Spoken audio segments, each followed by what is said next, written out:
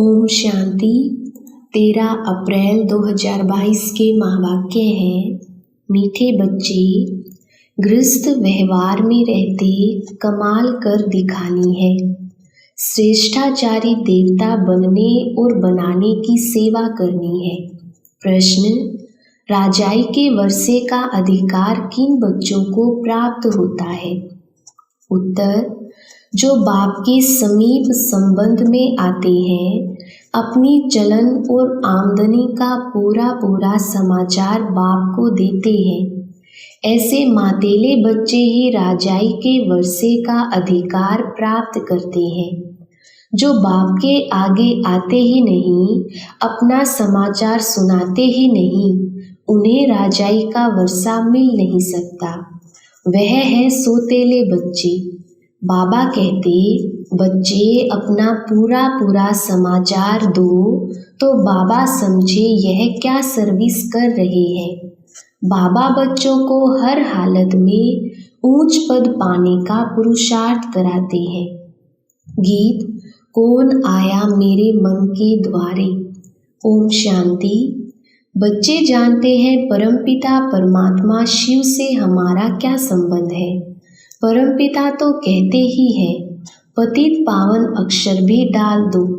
दिल में है कि पतित पावन परमपिता परमात्मा शिव से हमारा संबंध बाप का है। बाप कहते हैं, मैं बच्चों के सामने प्रत्यक्ष होता हूँ। बाप बच्चों से ही रूह रिहान करते हैं, मिलते जुलते हैं। जो बात समझाई जाती है वह फिर औरों को समझानी है। अभी तुम जगत अम्बा और जगत पिता को भी जानते हो। शिव को जगत पिता नहीं कहेंगे, क्योंकि जगत में प्रजा है, इसलिए कहा जाता है प्रजापिता ब्रह्मा और जगत अम्बा। अम्बा सारे जगत की। इससे सिद्ध हुआ वह रचयिता है। यह भी समझ चाहिए। मनुष्य तो सब परमात्मा को याद करते हैं, परंतु जानते नहीं। तुम अब परमपिता परमात्मा को, जगत अम्बा को, प्रजापिता ब्रह्मा को जानते हो। उनकी आए संतान बनी हो। लौकिक माँ बाप तो सबको है, उनको जगत अम्बा जगत पिता नहीं कहेंगे। जगत अम्बा जगत पिता होकर गए हैं। इस समय फिर तुम आकर उनके बने हो। फिर से हिस्ट्री ज्योग्राफी रिपीट हो रही है। तुम जानते हो हम अब बाप से वर्षा ले रहे हैं। बाप है स्वर्ग स्थापन करने वाला, जिसमें लक्ष्मी नारायण का राज्य था। तुमको भी बादशाही मिली थी, अब फिर से तुम ले रहे हो। तो तुमको पूछना चाहिए, परमपिता परमात्मा को जानते हो? यह बात ऐसी है जो समझते हुए भी भूल जाते हैं। अपने आप को भूल, मात पिता को भूल वर्षा गवा देते हैं। यह है ही युद्ध स्थल। तुम इस समय माया पर जीत पाने के लिए युद्ध के मैदान पर खड़े हो। जब तक अंत ना आए तो लड़ाई चलती रहेगी। उस लड़ाई वाले भी जानते हैं, अगर हम चाहें तो सेकंड में सबको उड़ा दें। अभी तो एक दो को हथियार देते रहते हैं, कर्जा देते रहते हैं। अगर कोई मार दे तो कर्जा खत्म हो जाएगा। बाबा भी अखबार पढ़ते हैं। बच्चों को भी अखबार पढ़कर उससे सर्विस करनी चाहिए। बाबा से पूछना चाहिए, बाबा आप तो मालिक हो, फिर रेडियो क्यों सुनते हो? अब बच्चे मालिक तो शिव बाबा है। हमको कैसे पता पड़े कि वायुमंडल क्या है, कहाँ तक लड़ाई आदि के आसार हैं? इस समय गोपोड़े तो बहुत मारते हैं। सदाचार कमेटियां आदि बनाते हैं। उनको लिखना चाहिए, यह दुनिया ही भ्रष्टाचारी है। सदाचारी कोई कैसे हो सकता है? भ्रष्टाचारी विकारी को कहा जाता है। यह बातें तुम बच्चे ही जानते हो। बच्चों में भी नंबरवार है। तुम सबसे पूछो कि परमपिता परमात्मा से आपका क्या संबंध है। जैसे क्रिश्चियन जानते हैं क्राइस्ट ने फलाने समय पर जन्म लिया। अच्छा, उनके आगे कौन थे? लक्ष्मी नारायण को राज्य किए कितना समय हुआ है? इस समय आदि सनातन देवी देवता धर्म वाले ही धर्म भ्रष्ट कर्म भ्रष्ट हो गई है। शास्त्रों में ही लाखों वर्ष कह दिया है। अब तुम सुजाग हो गई हो, फिर औरों को भी सुजाग करना है। तुम जानते हो शिव हमारा बाप है, प्रजापिता ब्रह्मा और जगत अम्बा भी हमारे मम्मा बाबा हैं। फिर पूछा जाता है लक्ष्मी नारायण को सतयुग का वर्षा कहाँ से मिला? 5000 वर्ष हुआ, मिला था, अब नहीं है, अब मिल रहा है। अब हिस्ट्री रिपीट हो रही है। अब सभी को बाप का संदेश कैसे दें? क्या घर घर में ढिंडोरा पीटें? अच्छा, बोर्ड भी तुम लगा सकती हो, क्योंकि तुम हो मास्टर अविनाशी सर्जन। परमपिता परमात्मा है निराकार। अब यह तो कोई नहीं जानते कि शिव बाबा ने किसके शरीर में जन्म लिया। ऐसे भी नहीं कह सकते कि कृष्ण के शरीर में प्रवेश कर जन्म लिया। यह तो तुम नंबरवार जानती हो कि वह हमारा परम पिता भी है और हमारा टीचर भी है। हमको बहुत अच्छी शिक्षा दे रही है। बाबा फिर से कल्प के बाद आकर मिले हैं। समझते हो पक्का पक्का निश्चय भी है। फिर घर जाते ही वह नशा उड़ जाता है। घर गृहस्थ में रहते, धंधे दोरी में रहते, कहाँ तक नशा रहता है।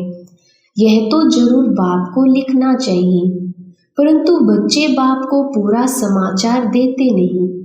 तुम बच्चे बाप को पूरा जानते हो तो बाप को भी तुम्हारा पूरा मालूम होना चाहिए। जबकि वह तुम्हारा दादा है तो उनको तुम्हारी चलन और आमदनी का पूरा पूरा मालूम होना चाहिए, तब तो मत देंगे। तुम कहेंगे शिव बाबा तो अंतर्यामी है, परंतु यह ब्रह्मा कैसे जाने? कोई तो बाबा के आगे आते ही नहीं है, इसलिए समझा जाता है यह सोतेले बच्चे हैं, तो राजाई का वर्षा नहीं पा सकेंगी। अगर श्रीमत पर चलना है तो पूरा समाचार देना है। बच्चे भी बाप का सब कुछ जान लेते हैं, बाप को भी समाचार देना चाहिए। यह है हमारा रूहानी गृहस्थ व्यवहार का संबंध। यह है रूहानी ईश्वरीय परिवार। सुप्रीम रूह से सभी आत्माओं का संबंध है ना। सबसे यह प्रश्न पूछो कि तुम इन लक्ष्मी नारायण को जानते हो, परमपिता परमात्मा को जानते हो, तुम सतयुगी श्रेष्ठाचारी देवी देवताओं को जानते हो।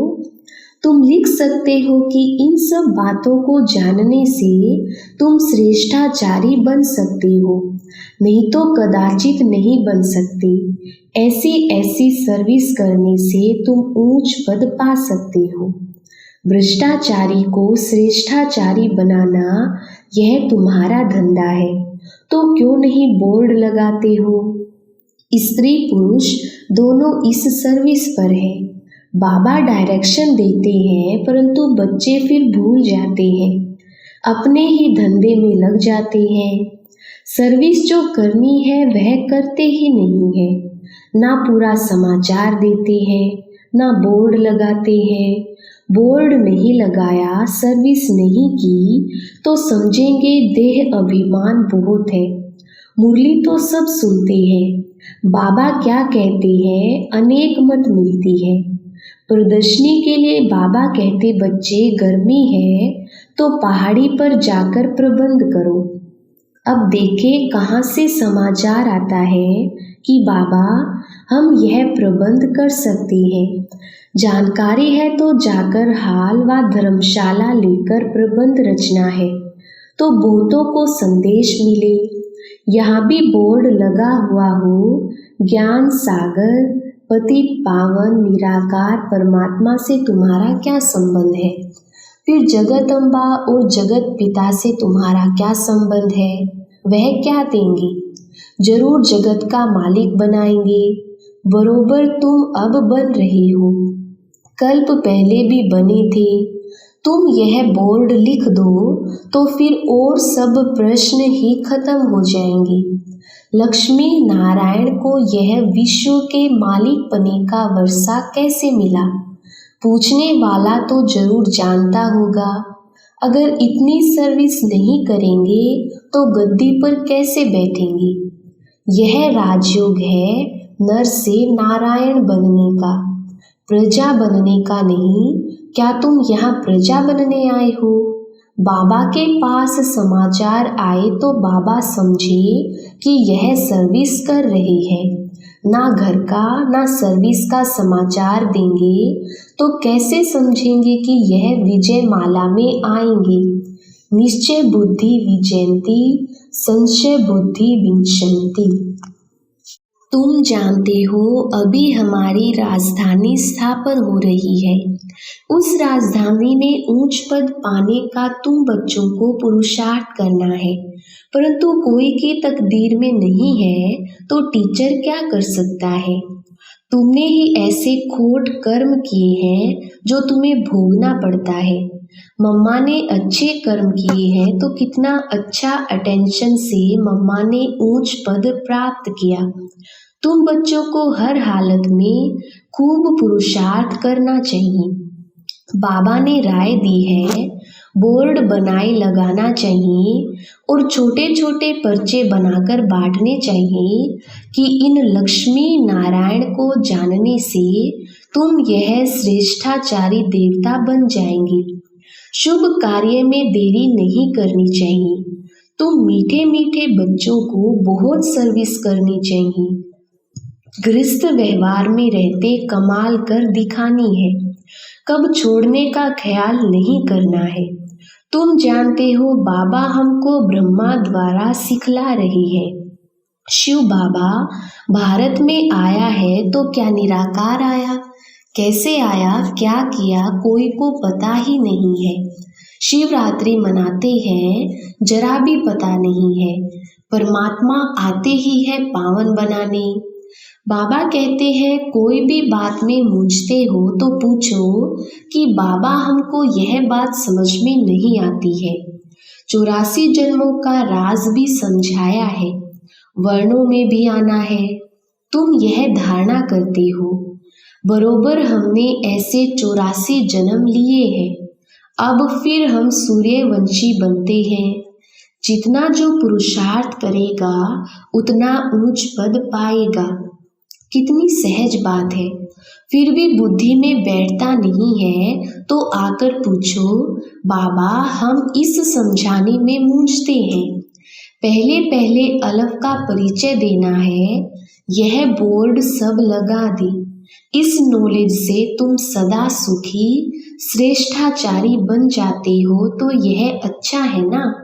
टेम्पटेशन होगा, क्यों ना ऐसी बात जाकर समझे। बाबा सर्विस से समझ जाएंगे कि कौन कौन सच्चा बच्चा है जो अटेंशन देते हैं। वही माला का दाना बनेंगे। करके दिखाना है। तुम तो प्रैक्टिकल सम्मुख बैठ सुन रहे हो, बाकी बच्चे मुरली द्वारा सुनेंगे। यह सब समझने की बातें हैं। परमात्मा बाप भी है, फिर पतित से पावन बनाकर ले जाते हैं तो गुरु हो गया।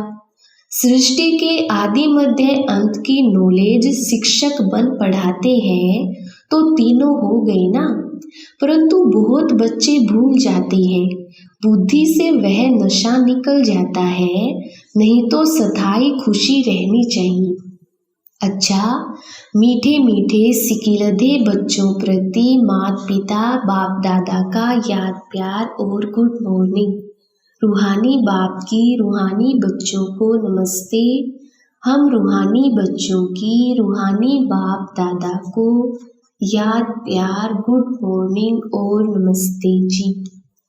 धारणा के लिए मुख्य सार। पहला पॉइंट है विजय माला का दाना बनने के लिए अपने ऊपर पूरा अटेंशन देना है। श्रेष्ठाचारी बनने और बनाने की सेवा करनी है। दूसरा पॉइंट है कोई भी ऐसा खोटा कर्म नहीं करना है जिसकी भोगनी पड़े। बाप की राय पर कदम कदम चलना है। वरदान, अपनी आकर्षण में स्थिति द्वारा सर्व को आकर्षित करने वाले रूहानी सेवाधारी भव। विस्तार, रूहानी सेवाधारी कभी यह नहीं सोच सकते कि सेवा में वृद्धि नहीं होती या सुनने वाले नहीं मिलते। सुनने वाले बहुत हैं, सिर्फ आप अपनी रूहानी आकर्षण में स्थिति बनाओ। जब चुंबक अपनी तरफ खींच सकता है तो क्या आपकी रूहानी शक्ति आत्माओं को नहीं खींच सकती? तो रूहानी आकर्षण करने वाले चुंबक बनो, जिससे आत्माएं स्वतः आकर्षित होकर आपके सामने आ जाएं। यही आप रूहानी सेवाधारी बच्चों की सेवा है।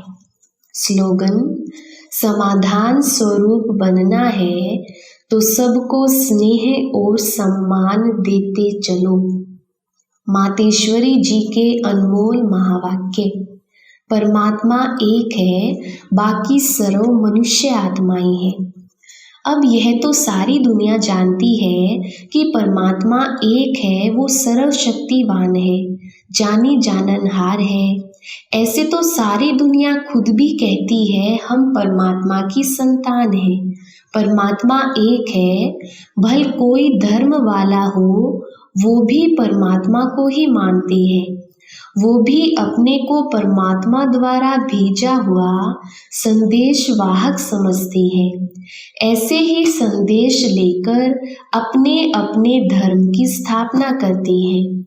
जैसे गुरु नानक ने भी परमात्मा की इतनी बड़ाई की। एक ओंकार सतनाम।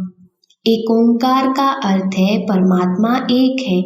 सतनाम अर्थात उसका नाम सत्य है। तो गोया परमात्मा नाम रूप वाला भी है, अविनाशी है, अकाल मूर्त भी है, तो फिर कर्ता पुरुष भी है। माना वो खुद अकर्ता होते हुए भी कैसे ब्रह्मा तन द्वारा कर्ता पुरुष बनता है। अब यह सारी महिमा एक परमात्मा की है। अब मनुष्य इतना समझते हुए फिर भी कहते हैं ईश्वर सर्वत्र है, अहम आत्मा सो परमात्मा है। अगर सभी परमात्मा ठहरे फिर एक ओंकार, यह महिमा किस परमात्मा की करते हैं? इससे सिद्ध है कि परमात्मा एक है। अच्छा, ओम शांति।